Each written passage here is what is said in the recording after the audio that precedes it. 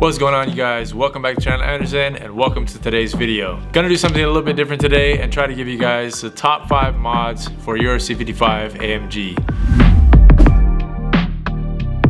This is spoken from my experience, and obviously my car is manual swap now, but even before that I had a lot of mods done to the car that'll still apply to most C55s out there. These are kind of good baseline first starting mods that are fairly cost effective and increase the dynamics of the car tenfold. So that said, let's go ahead and get right into it. The number one option I would do, and this is the first mod I did to my C55, is engine mounts and transmission mounts, and specifically polyurethane options. I went with Creative Steel. I highly recommend them. They're a great company, make a great product, and they last pretty much forever, and they make the car feel absolutely awesome compared to stock. Yeah, engine mount, transmission mount, definitely on the list of the top 5 for me. Okay, number 2, very good option as well, is sway bars, front and rear, or even just a rear bar to start out with and later on doing the front. But I would recommend white line as the option for that.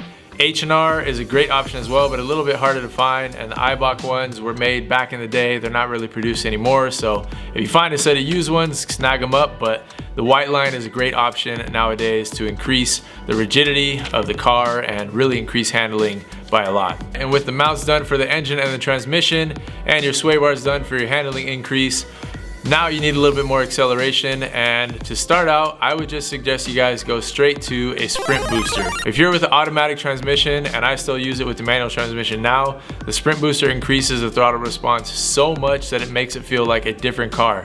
You don't really need a tune, you don't need a TCU tune. You can if you want to, but those are way more money, and you gotta, deal with all of that back and forth. The sprint booster is kind of like that magic recipe to do on your own. Plug it in, it's plug and play, good to go, drive it. You will right away feel the difference that it creates in the car. It's pretty amazing, to be honest, and I was thrilled when I got that. I put them in all the cars now. The only one that doesn't have is ML63, but it probably will eventually. So sprint booster definitely gets my vote on this list. All right, and for number 4, I would say some type of exhaust modification to your liking. I would say cutting out the secondary cats and possibly the resonator, depending on what sound you like to go for, but definitely the secondary cats in my mind are a good thing to get rid of as a first option from the exhaust.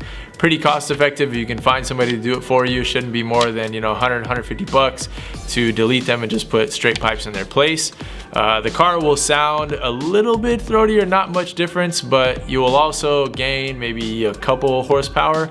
In my opinion though, the best thing about it is you give yourself a little bit of peace of mind of if the primary cats ever failed for whatever reason and tried to shoot back or broke apart, you wouldn't have the secondary cats blocking them and keeping them in place and potentially causing an exhaust block. So secondary cats get deleted.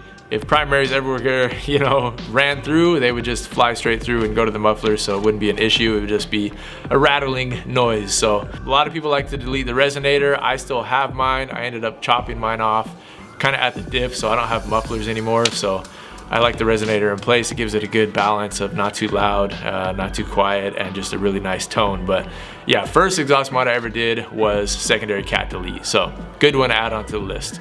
All right, number 5, this is a tough one to choose, but one that I'll throw on here for sure. I got like 3 different things I could put at this place, but I'm gonna keep it cost effective and efficient and just making your overall experience of ownership a little more pleasant. I'm gonna go with wheel lug stud conversion.